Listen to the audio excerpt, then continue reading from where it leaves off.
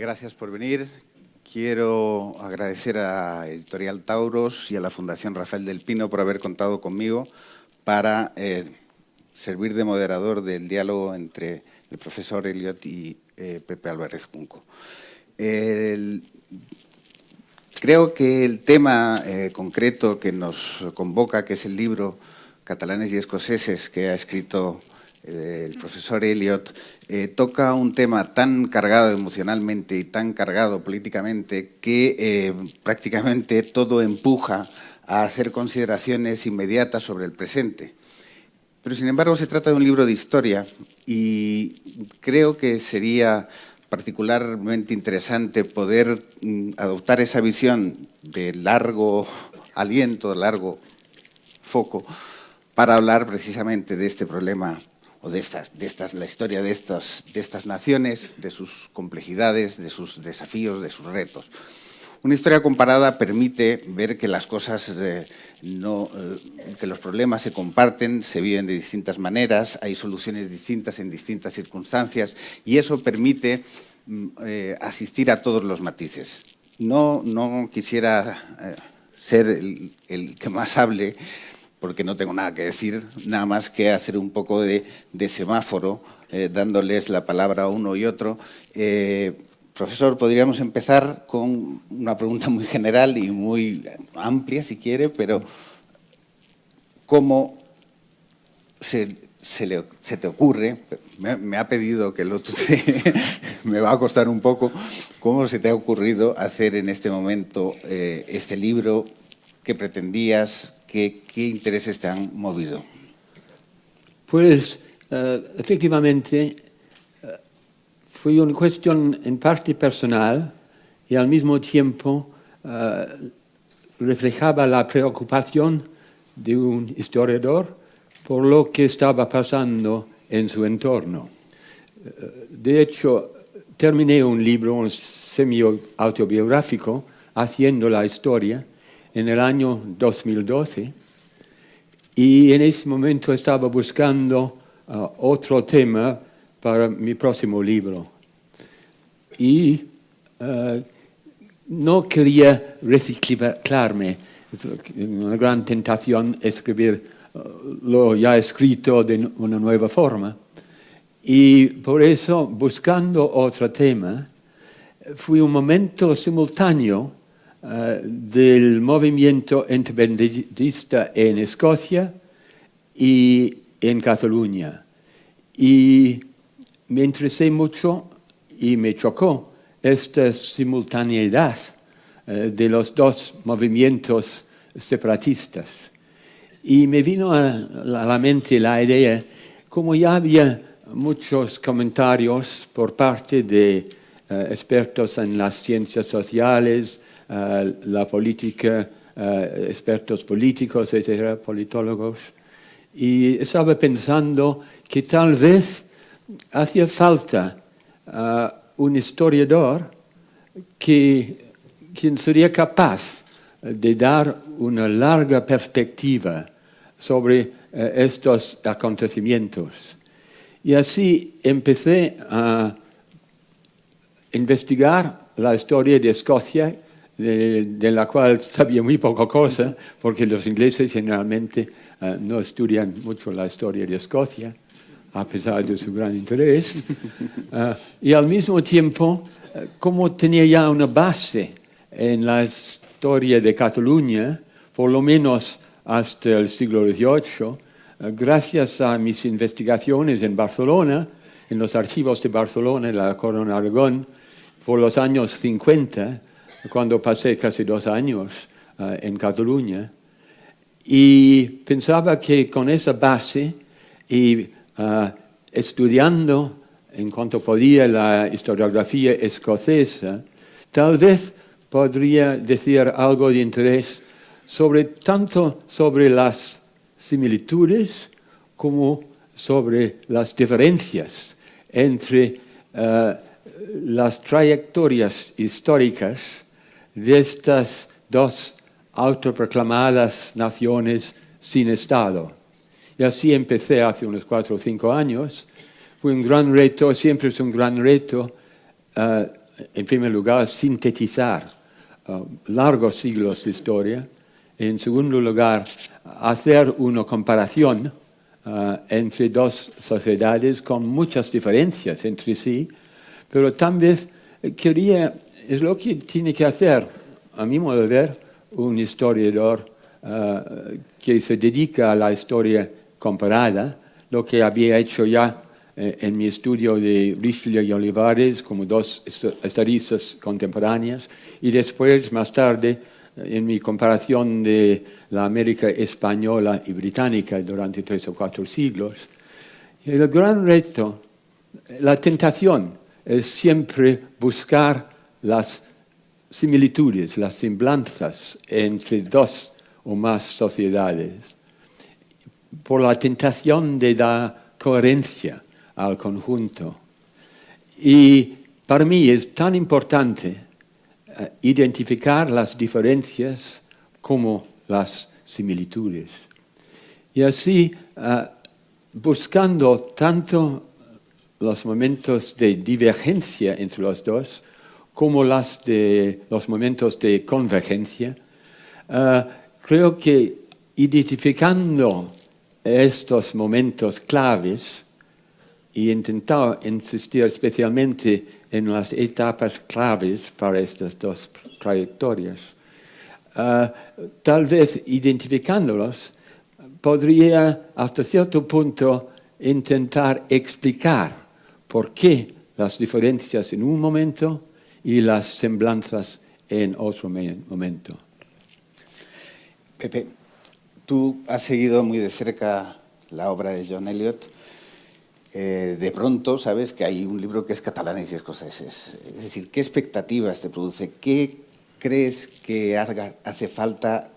¿Qué podemos sacar en principio de esa posible comparación entre dos, como ha dicho el profesor, sociedades y mundos tan distintos? Bueno, déjame en primer lugar agradecer estar aquí porque es para mí un privilegio auténtico estar presentando la obra de John Eliot, así que agradezco al propio John que sugirió mi nombre y por supuesto a la editorial y a la Fundación Rafael del Pino. A mí el libro me suscitó muchas expectativas y me ha gustado muchísimo leerlo. Es un libro, por supuesto, impresionante por la cantidad de datos, por la sabiduría y por la capacidad de síntesis que tiene el profesor Eliot. Pero lo más interesante es que es un libro comparativo.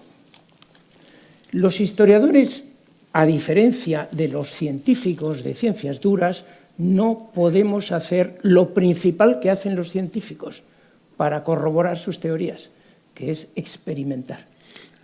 Nosotros no podemos experimentar.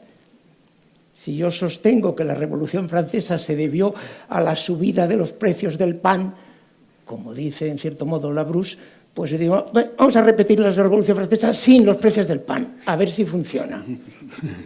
No podemos experimentar. Entonces, ¿qué podemos hacer? Comparar cosas comparables, claro, ¿no? Y John Eliot, en efecto, lo ha hecho ya antes entre el Imperio Británico, y con muy buenos resultados, entre el Imperio Británico y el Imperio Español, entre Richelieu y Olivares, y ahora entre escoceses y catalanes. ¿De qué sirve la comparación? Lo primero para lo que sirve la comparación es para tranquilizarnos. Es como una terapia de grupo. No somos únicos. A otros también les pasa. Y eso es muy tranquilizador. Segundo, sirve para encontrar similitudes y diferencias. Es decir, para perseguir eso que los historiadores quisiéramos perseguir y que es imposible, porque no somos ciencia dura, que son causas. ¿Por qué ocurrió esto? Nosotros no podemos decir por qué ocurrió esto. Francamente es imposible. Pero sí podemos poner la situación en un contexto y comparar y darnos cuenta que si falta tal elemento, el proceso a lo mejor no ocurre. Cataluña y Escocia. Cataluña no solo puede ser comparada con Escocia, puede ser comparada con el Quebec, evidentemente, con los belgas, neerlandeses, puede ser comparada con tantos otros casos. Pues podría ser comparada con Polonia, podría ser con Eslovenia, yo qué sé, tantos otros casos. Pero para nosotros nos interesaría mucho compararlo con otros casos españoles. Observen, por ejemplo, Galicia. Ahí tienen un territorio geográficamente muy bien delimitado, una lengua hablada por la mayoría de la población, incluso unos agravios históricos que podrían ser explotados por el nacionalismo. Ha sido una región más pobre, se podría decir sometida o subyugada, si nos ponemos a hacer demagogia, y podríamos atribuirlo al colonialismo o al centralismo madrileño. ¿Por qué en Galicia, con tantas circunstancias favorables para un nacionalismo fuerte, por qué no ha habido nunca un nacionalismo tan fuerte como el catalán o el vasco? Y ahí se nos ocurren explicaciones, ahí empiezan las explicaciones. Pues a lo mejor porque no hay una capital, sino que hay una red de ciudades, y una capital donde se reúnen las élites es importante. A lo mejor porque los descontentos tienen una salida, que es la emigración, con lo cual no organizan movimientos. Yo qué sé, ahí se nos ocurren explicaciones. Comparando, se le ocurren a uno explicaciones. Estupendo. El libro está dividido en 6 partes. A mí me gustaría, es muy ambicioso tal vez, pero quizás hacer un poco de ráfagas y entrar en determinados momentos que nos permitan decir, esto ocurría así y esto ocurría así y estas eran las semejanzas y estas las diferencias. Empieza el libro cuando se casan Isabel y Fernando, sí. Y digamos, la corona de Aragón se une a la corona de Castilla y digamos empieza, puede haber un pequeño primer esbozo de problema. Y también con la unión del Reino de Escocia con el Reino de Inglaterra. Si volvemos a ese origen, John, ¿qué elementos son esenciales ahí o qué es lo que hay que tener en cuenta para esos porqués que estamos buscando? Pues, en primer lugar, creo que tendremos que pensar en algo antes de 1469, el momento del casamiento de Fernando e Isabel. Es que Cataluña nunca fue independiente. Empezó, como todos sabemos, como el condado de Barcelona, después formó parte como un principado de un estado más grande, en primer lugar de Aragón, y después con Valencia y con Mallorca, y después con todo un imperio mediterráneo en la segunda mitad de la Edad Media. Así nunca fue independiente. En cambio, Escocia, desde hace muchísimo tiempo, ha sido independiente. Y los ingleses, nosotros, intentamos conquistar Escocia a fines del siglo XIII, después de empezar la conquista de Irlanda, de incorporar el país de Gales dentro de la monarquía inglesa, pero fracasaron los ejércitos ingleses a principios del siglo XIV. Así conservaron su independencia los escoceses y siguió siendo reino independiente desde aquel entonces. Mientras que las otras partes de Gran Bretaña, como las otras partes de España, formaban parte de lo que los historiadores ahora llaman las monarquías compuestas. Y las monarquías compuestas son estados o monarquías que han incorporado o por conquista o de una manera más normal por uniones dinásticas o incluso por la extinción de la casa reinante. Y así, cuando entraron y se incorporaron en estos estados compuestos, por lo general conservaron sus leyes, sus privilegios, sus instituciones. Es lo que pasó con Cataluña, con toda la Corona de Aragón. Después, gracias a las capitulaciones matrimoniales entre Fernando e Isabel, y conservaron esas libertades o constituciones, como se llamaban en Cataluña, hasta principios del siglo XVIII. Así, en realidad, un Estado compuesto es un Estado en el cual se acepta o tácitamente o abiertamente la pluralidad del Estado, se acepta la diversidad de las distintas regiones y pueblos que forman parte del Estado, y todo dependía de un diálogo permanente entre las élites del Estado, de las distintas regiones y pueblos reinos del Estado y el gobierno central. Así tenemos, por ejemplo, en España, un diálogo permanente entre las élites de la Corona de Aragón por vía del Consejo de Aragón, que estaba arraigada en la corte, en Madrid, un diálogo constante con muchas concesiones por todas partes, y más o menos funcionaba bien. Había momentos de grande tensión, especialmente, por ejemplo, en Cataluña en 1640, con la Guerra dels Segadors, el gran movimiento de rebelión contra la política del conde duque de Olivares, que quería movilizar a los recursos de Cataluña, especialmente siendo el baluarte de España, contra Francia en su gran guerra con Francia.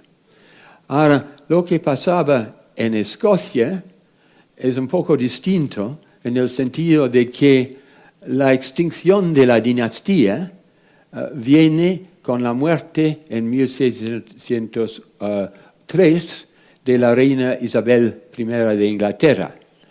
Y contra todas las expectativas, ascendió al trono de lo que se llamaría desde aquel entonces la Gran Bretaña, Jacobo VI de Escocia, como Jacobo I de Inglaterra.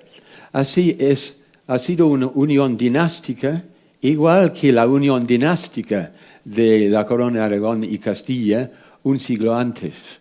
Y igualmente conservaba todas sus instituciones. Escocia, había tensiones ahí mucho más por razones religiosas que fiscales, porque el rey Carlos I quería imponer la liturgia anglicana en una iglesia escocesa que tenía el sistema presbiteriano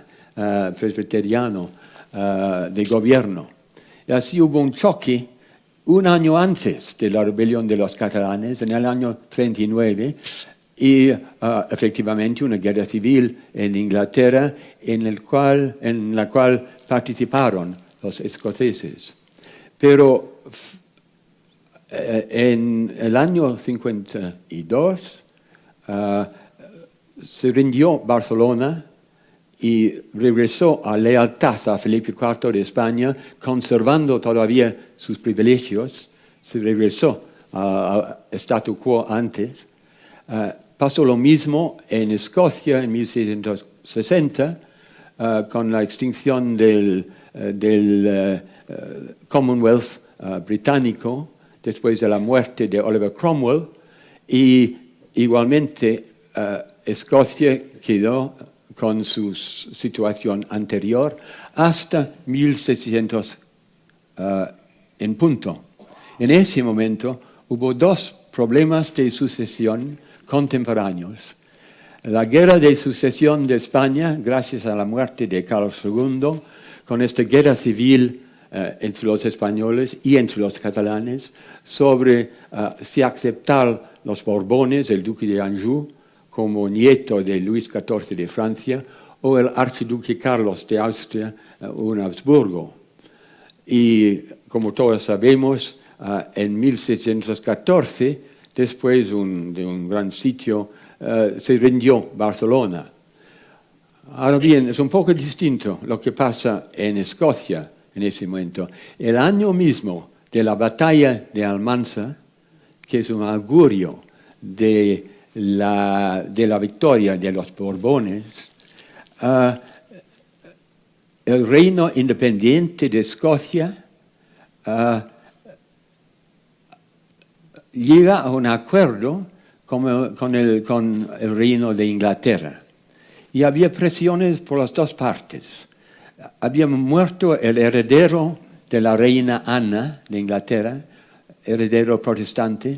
Había gran miedo del regreso de los estuados que estaban viviendo en Francia en exilio, con la ayuda de Francia de reimponer los estuados católicos en Gran Bretaña. Así había mucho interés en Inglaterra a conservar la sucesión protestante. Al mismo tiempo, los escoceses también, o la élite escocesa por lo menos, tenía mucho interés precisamente en llegar a un acuerdo con Inglaterra, en parte porque Escocia estaba en bancarrota en este momento. Habían hecho un intento fracasado de colonizar una parte de Darién, del istmo de Panamá, territorio español, por los años 90 del siglo XVII. Perdieron todo su dinero, las inversiones, toda la élite escocesa. Y lo que más interesaba a los escoceses en ese momento fue entrar tanto en las colonias de ultramar de Inglaterra como en el comercio inglés, que hasta ese punto estaba prohibido. Y así se llegó en 1707 a un acuerdo entre un reino independiente de Escocia, siendo la reina Ana todavía reina de Escocia, y con Inglaterra, donde la reina Ana fue reina también de Inglaterra. Así un tratado que parece un poco absurdo entre la misma persona siendo dos reinas al mismo tiempo. Y gracias a este acuerdo, los escoceses abandonaron su parlamento en Edimburgo, se les dio escaños en el Parlamento de Westminster, que empezó a ser el Parlamento de Gran Bretaña o del Reino Unido, y Escocia conservó su sistema de gobierno religioso y sus leyes e instituciones. Y se incorporó efectivamente en una gran novedad en la Europa de este momento, un Estado compuesto parlamentario. Mientras que en España, después de la rendición de Breda, se impuso sobre Cataluña, como ya se había hecho en la Corona de Aragón unos años antes, la nueva planta, creando una España teóricamente unida, centralizada, gobernada más o menos por un rey autoritario, y así, en ese momento vemos una divergencia muy importante que domina los próximos 3 siglos tanto de Cataluña como de Escocia. Pepe, estamos hablando de una época remota, estamos hablando de un momento donde se van a bifurcar profundamente las trayectorias, digamos, de Gran Bretaña y de España, un imperio mucho más potente y otro que está en decadencia, eso va a condicionar mucho. Pero recogiendo un poco lo que acaba de decir el profesor Elliot, de aquellas cosas que pasaron entonces, ¿cómo se utilizan ahora o cómo se están recordando? Si es que se recuerdan ahora o es posterior cuando se ponen en marcha los elementos mitológicos de una nación. Sí, no se puede hablar de recuerdo, hay que hablar de invención o construcción Sí. en relación con aquellos hechos. En primer lugar, pues la primera unión entre Castilla y Aragón se recuerda como si fuera una ocupación del Reino de Aragón por Castilla. Es más bien lo contrario.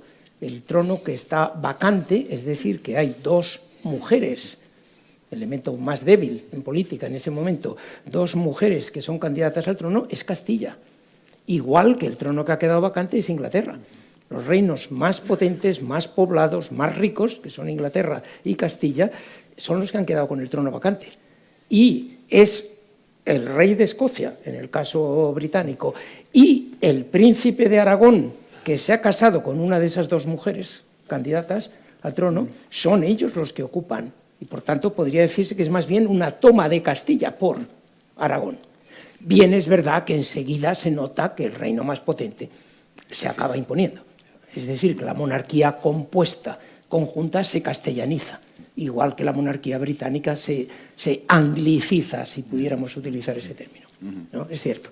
Ahora, ¿cómo se recuerda eso? Entonces, pues se recuerda mal. Pero sobre todo, ¿cómo se recuerda la segunda unión? La segunda, el momento clave este de 1714, que da lugar a la Diada, el 11 de septiembre. Se recuerda como una derrota que lleva a la sumisión de Cataluña y que lleva a un periodo de decadencia, al inicio de la decadencia. Y es todo lo contrario. El siglo XVIII es un siglo de integración de relativamente pocos problemas políticos y de mucha prosperidad. Es el momento en que Cataluña despega económicamente, se inicia la industria textil y se integra en el mercado español, por un lado, peninsular, y por otro lado, sobre todo, en el mercado americano, con mucho éxito, y es cuando empieza a despegar respecto al resto de España, es decir, que se tergiversa completamente. Se tergiversa hasta el punto, completamente anecdótico, pero en fin, gracioso, que Rafael de Casanova, a quien se homenajea todos los años el 11 de septiembre como un mártir que poco menos que murió. Si le pregunta a un catalán normal qué ocurrió con Rafael de Casanova, le dirá murió en la defensa de Barcelona. Rafael de Casanova sobrevivió, era notario, vivió 30 años más y vivió muy bien. Es decir, es un caso de héroe mártir bastante curioso, porque llevó una vida bastante confortable después de ser un mártir, ¿no? Sí. Y efectivamente, si puedo añadir algo, es que en Escocia había efectivamente dos sociedades, los Highlands y los Lowlands. Claro. Los Highlands hablaban gaélico y fueron partidarios de los estuarios en exilio. Y hubo dos rebeliones en el año 15 del siglo XVIII y en el año 45, con una represión muy dura, mucho más dura que la represión que vino a Cataluña después de 1614. Y se intentó extirpar tanto el idioma como esta sociedad de los clanes, porque incluso la gente de Edimburgo, de los Lowlands, pensaban que fueron gente bárbara y que hablaban un idioma bárbaro. Y por eso hubo toda una campaña que había empezado ya por los años 1600 para extirpar el idioma.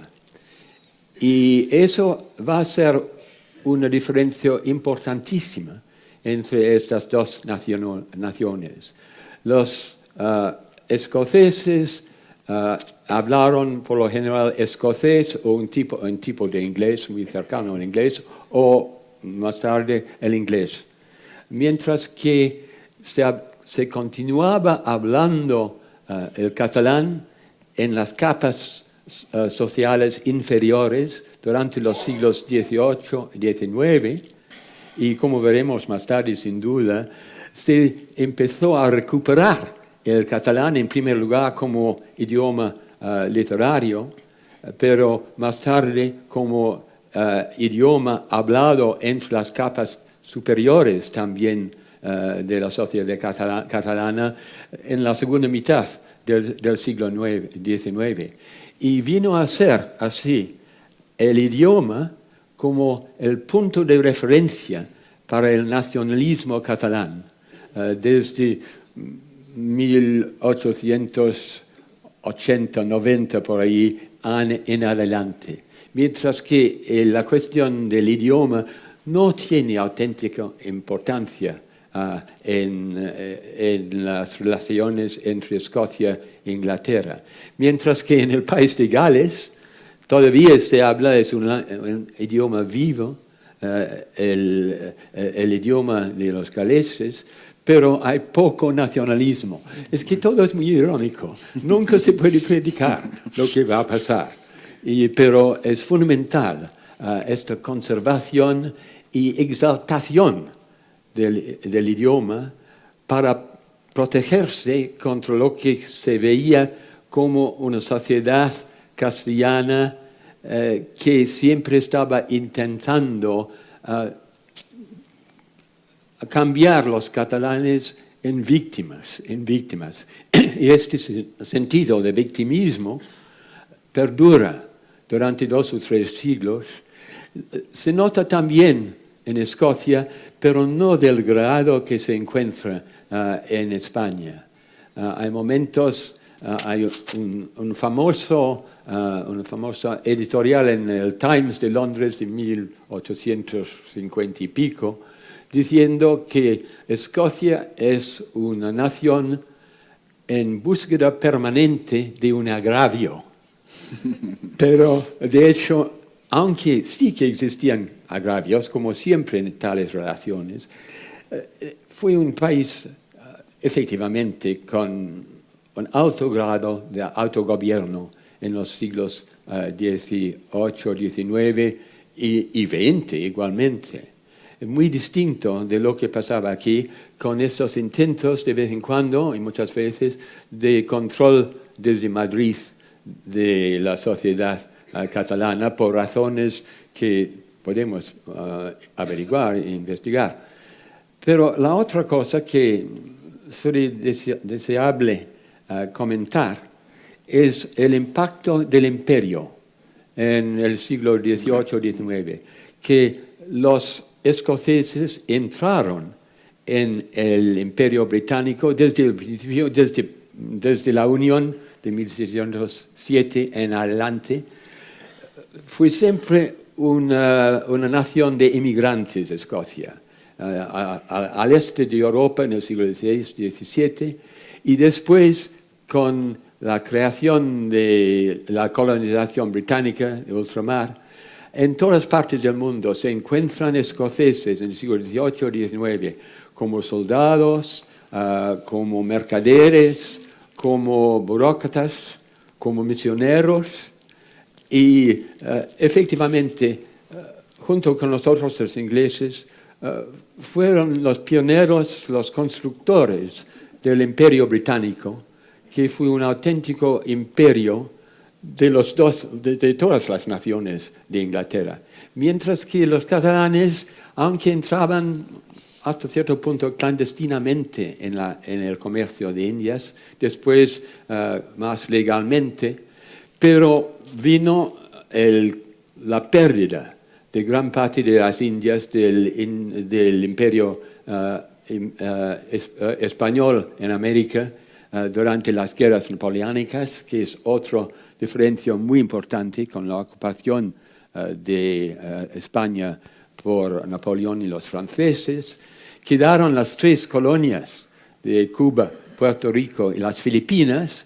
Entraron ahí los industriales y los comerciantes catalanes y pusieron ahí muchas inversiones, pero ya en el año 1898, con la pérdida de la guerra con los Estados Unidos, se perdió todo. Y ese fue un momento traumático, como ya sabes mejor que yo, de lo que pasó en ese momento. Y después vino el momento de introspección universal por toda España, intentos de regeneración de España, en parte especialmente por los catalanes. Y tú hablarás seguramente con mucho más conocimiento del tema que yo. No, está claro que los pretextos, como tú has dicho, son intercambiables, que pueden ir cambiando, ¿no? En el caso catalán es indiscutiblemente la lengua. El dato fundamental, étnico fundamental, es la lengua. Aunque se le puedan añadir algunas cosas, como en los últimos 10 años el agravio económico, el España ens roba, y cosas así. En el caso escocés, como explicas tú en el libro, es la religión, muchas veces, más que la lengua. Es el presbiterianismo frente al anglicanismo. Sí. En el caso vasco, que lo funda y lo crea, prácticamente lo inventa el nacionalismo, una persona que es Sabino Arana, que no hablaba euskera, naturalmente la lengua para él no tenía importancia. La religión era más católico que nadie, pero también el españolismo de ese momento era muy católico. Entonces, ¿a qué podía recurrir? Recurre a la raza. Y ahí es la raza, que es además el gran término y la gran idea del momento. O sea que los pretextos pueden ser intercambiables y pueden ir variando además según los momentos. Ahora mismo el vasquismo, a ver, chale más fuerte, ya está más vinculado a la lengua de lo que lo estaba en tiempos de Sabino Arana. Pepe, Perdón, pero lo que es muy importante es lo del imperio, si me permites. Sí. Lo del imperio quiero subrayarlo porque lo ha dicho muy bien John, pero creo que tiene que quedar muy claro. Tener un imperio, el imperio más grande del mundo, pertenecer a la primera potencia del mundo en el siglo XIX, es una fuente de orgullo. No había escocés que fuera a la India y que pusiera pegas si alguien se equivocaba y le llamaba inglés, no tenía problemas en ese punto. Mientras que pertenecer al país, a la potencia europea que ha perdido su imperio, casi todo a comienzos del siglo XIX y lo poco que le quedaba a finales del XIX, pues es lo que hace que te dices, no, yo lo que quiero es bajarme de este barco.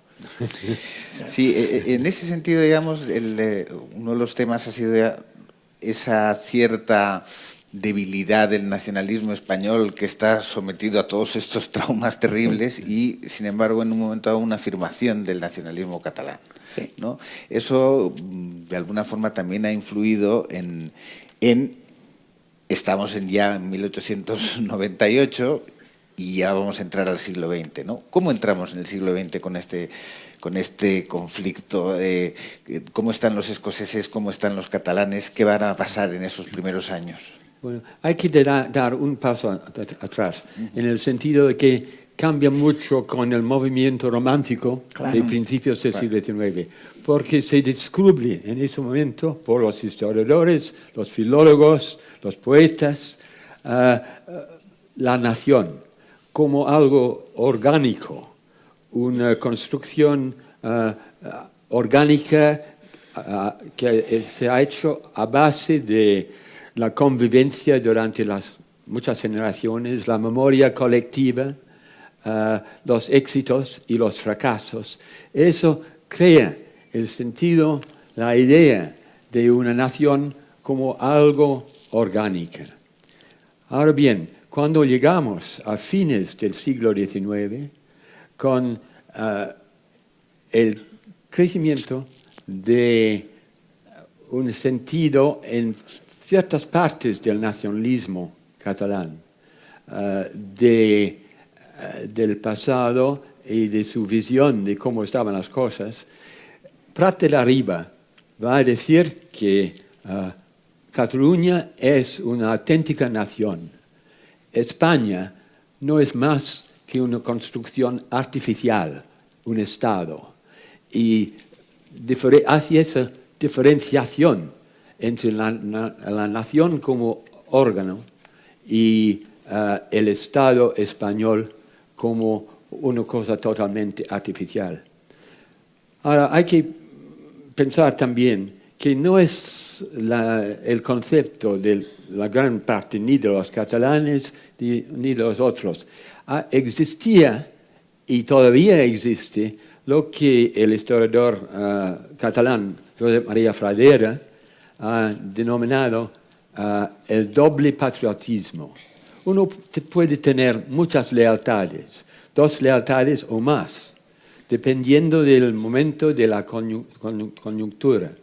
Y en gran parte, tanto los catalanes como los vascos, como los escoceses, tenían, y muchas de ellas todavía tienen, este doble patriotismo, múltiples lealtades, todos tenemos múltiples lealtades en el fondo, y depende del momento quién es el enemigo, por qué se le ve como enemigo o como amigo.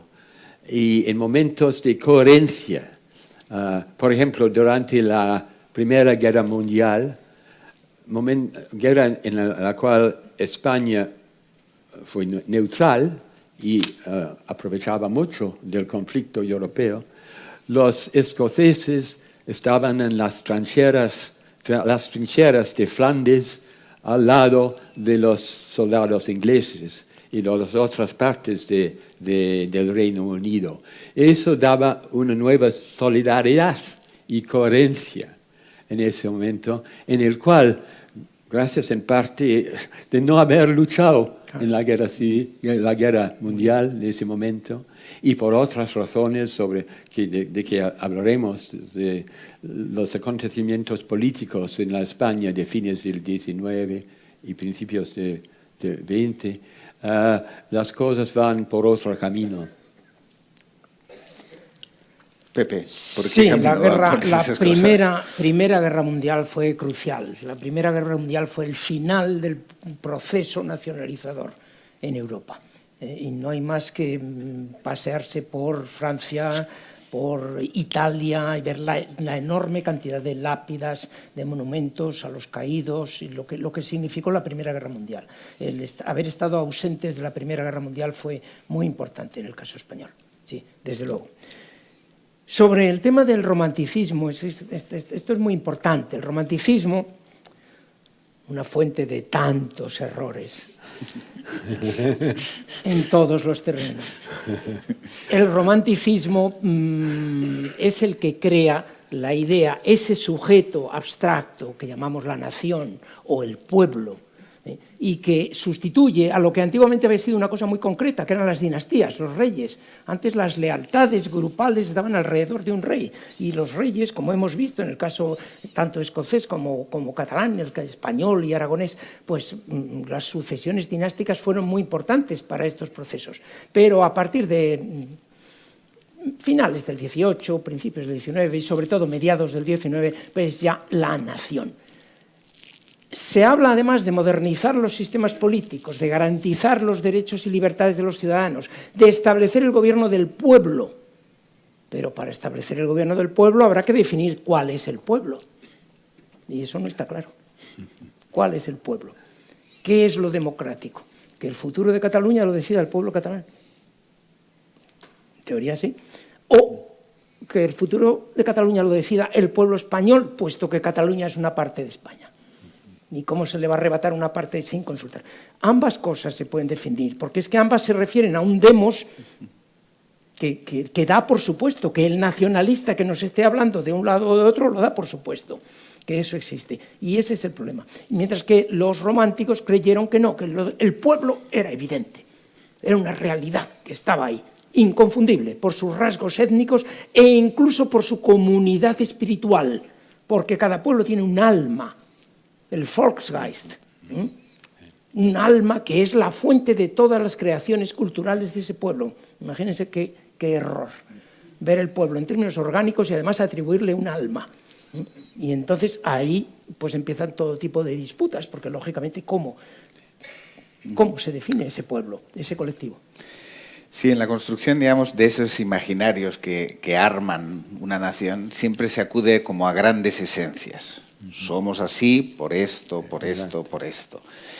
Entrando ya un poco en nuestros días, cuando Escocia mira hacia atrás y cuando Cataluña mira hacia atrás, ¿qué esencias ven?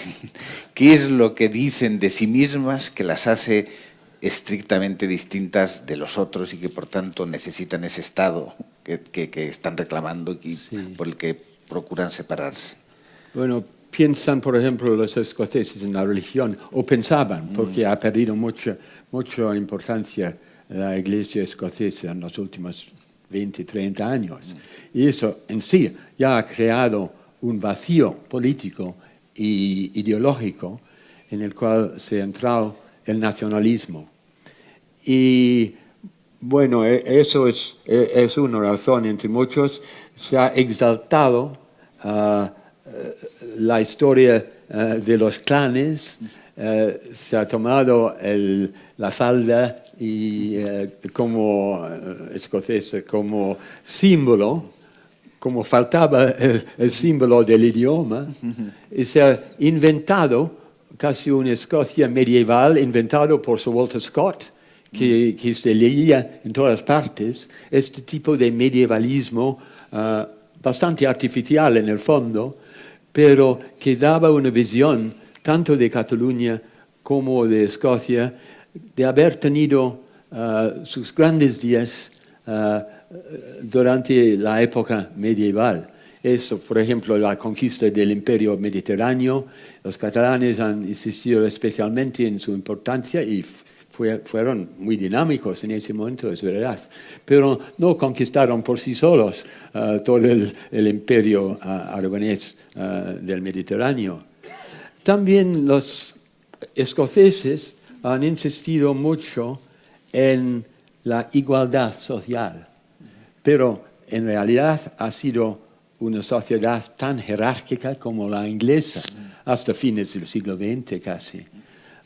Estos grandes terratenientes escoceses con enormes tierras que, bueno, fueron a las public schools ingleses, se casaron con inglesas y así estas diferencias son muy importantes, pero se ha insistido mucho en la igualdad social que se encuentra en Escocia y no en Inglaterra, y no es verdad.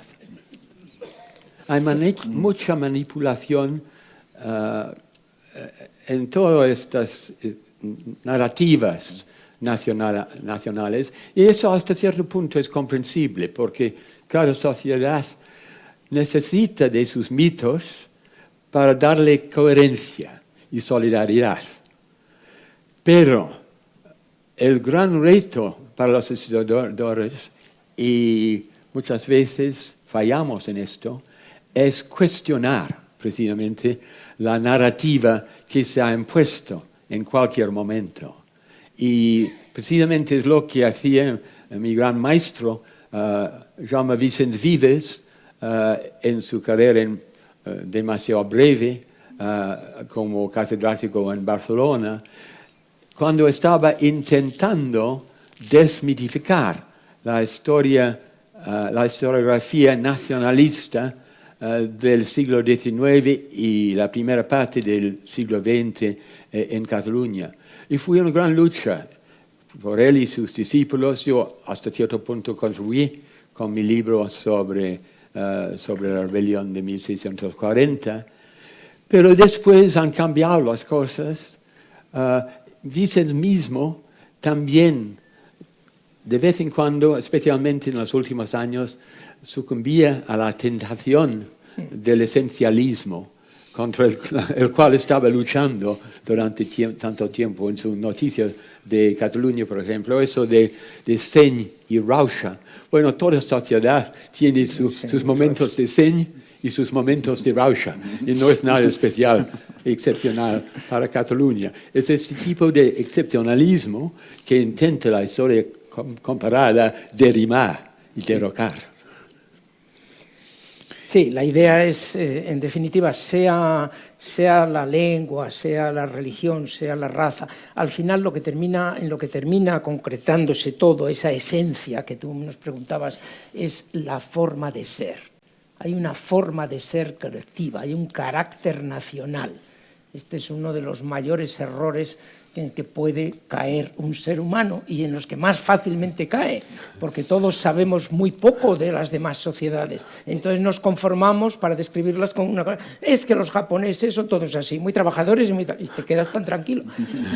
Sobre el Japón habrás pensado durante 7 segundos a lo largo de tu vida, pero ya con agarrarte a un estereotipo ya te tranquilizas suficientemente. Esos estereotipos son muy peligrosos, porque todo lo que se diga sobre las sociedades en general es aplicable a las demás, ¿no?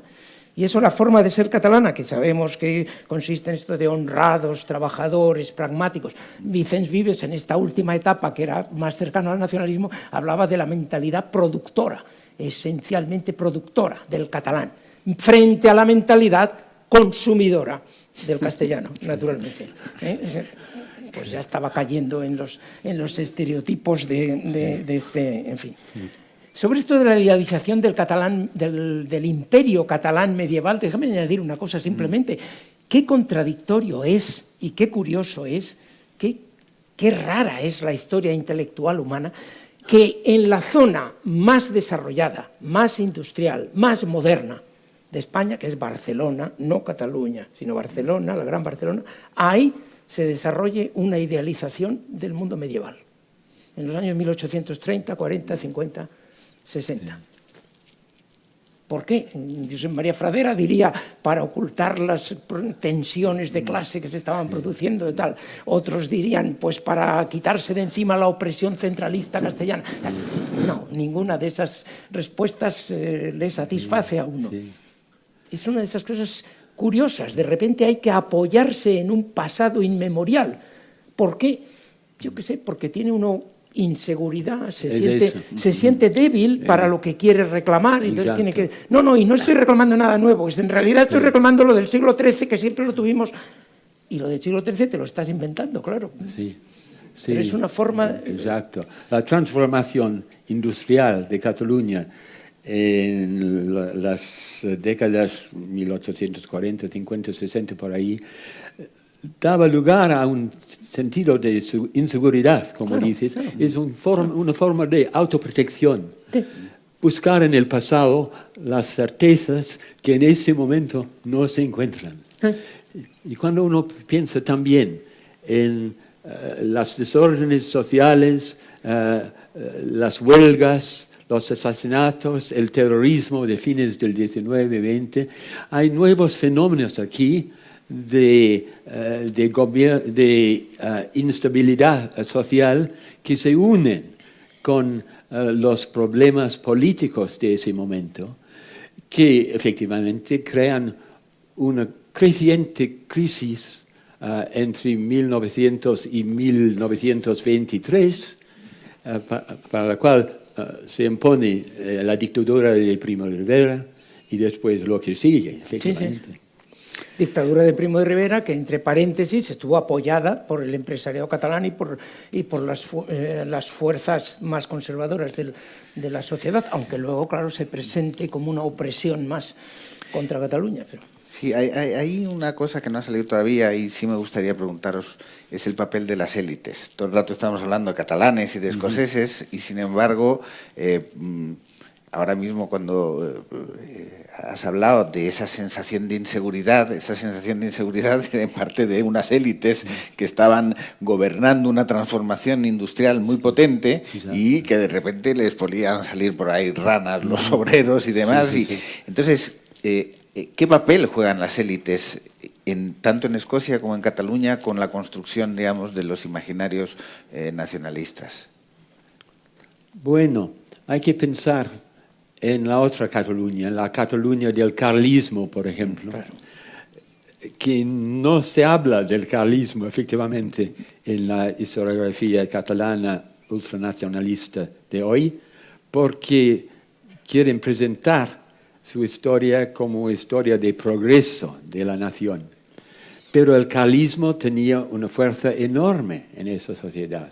Este tipo de conservadurismo religioso, político, y eso influye mucho. Así, la élite quiere escaparse de eso, pero tiene que buscar ayuda en Madrid, en parte por la cuestión del proteccionismo, las tarifas, etc. En parte por no quedar solos ellos. Así, hacía falta ese diálogo constante con Madrid. Pero los catalanes, por lo general, no entraron en el gobierno central. Es una diferencia enorme con Escocia. Entre mediados del siglo XIX y los años 1930, hay 6 primeros ministros escoceses en Londres. Últimamente hemos tenido a Douglas Hume, a Tony Blair y a Gordon Brown, también escoceses. Pero en general, si uno busca aparte del general Prim, dos presidentes de la Primera República Española. A partir del 74, 1874, hasta el final del ciclo revolucionario del sexenio, 68-74, las élites catalanas están claramente comprometidas con el proyecto de modernización, de democratización y de nacionalización del Estado español. Nacionalización en términos españoles, sin duda ninguna. La patria es Cataluña, la nación es España, no cabe duda. Es el doble patriotismo que estudia Fradera. Y la Primera República es clarísimo, había ministros, hay presidentes de la República, como Pi, como Figueras, el ministro de Hacienda, Figuerola, en fin, en el periodo inmediatamente anterior. A partir del 74 prácticamente desaparecen. De 1874 hasta hoy no ha habido ningún presidente del gobierno catalán, ministros pues muy pocos. Las élites catalanas están ya volcadas en otra tarea que es la construcción de su propio proyecto político. Y yo creo que podemos ir ya aterrizando ya en este momento quizá del presente, y supongo que también el público tiene interés en conocer ya qué nos está pasando, digamos, ¿no? ¿Qué nos está pasando? Hubo unas temporadas donde, digamos, los nacionalismos perdieron pie porque había una especie de vocación de construcción de entidades supranacionales y parecía que la cosa había bajado, y sin embargo en los últimos años, cuando se produce paradójicamente la globalización, hay como una especie de regreso a lo más próximo, ¿no? En este caso a la nación o las fidelidades más cercanas, ¿no? Y esto está produciendo graves distorsiones, ¿no? Bueno, ¿qué nos decís del presente, de este presente tan inquietante en el que estamos ahora? Y bueno, es una manera quizá de cerrar, ¿no?, un poco este encuentro. Bueno, es una cuestión complicadísima, pero hay que pensar, hay varias razones. En primer lugar, pondría la cuestión de la globalización, que ningún Estado ahora es soberano o independiente. Todos somos interconectados de una manera u otra. Pero el impacto de la globalización ha sido extender las distancias entre los que gobiernan, si son las cooperaciones internacionales, las organizaciones internacionales, Bruselas, y en ese momento las partes más pequeñas de todos estos estados nominalmente soberanos están intentando salvarse en un momento en el cual no saben lo que está pasando. También hay otras razones posibles. Por ejemplo, la fosilización, tanto en este país como en Gran Bretaña, de los antiguos partidos políticos. Mucha corrupción, especialmente en muchas partes, no en todas. También fui catastrófico desde el punto de vista político y social el colapso financiero y económico de 2008, que sigue teniendo este impacto enorme en todo el mundo. Y precisamente por causa de esto, la gente no sabe dónde buscar. Se ha creado un vacío en muchas partes, vacío político, vacío social, un sentido de la creciente riqueza de las clases superiores, de la creciente pobreza de las capas sociales inferiores. Y eso ha producido, y se entiende perfectamente, un sentido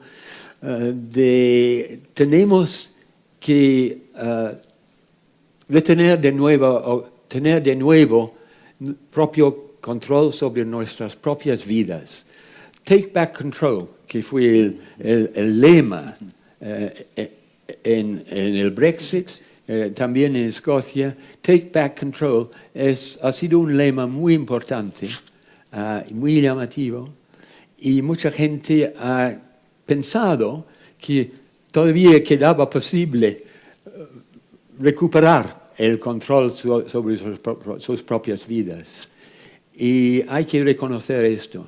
También hay que reconocer que en momentos de colapso económico especialmente, eso crea espacio para los demagogos, los oportunistas, los políticos oportunistas, para lanzar su propio mensaje, un mensaje populista, probablemente de la derecha, pero no necesariamente, y así llenar el vacío que se ha creado por tantas razones en estos últimos 30 años, efectivamente.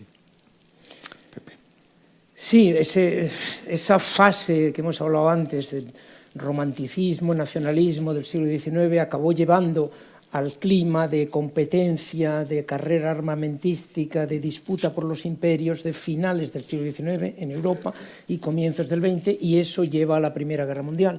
Es una catástrofe y comienza la decadencia europea, que era la zona más rica y más poblada del mundo, y indiscutiblemente la dirigente cultural del mundo antes de 1914, y ahí comienza su decadencia.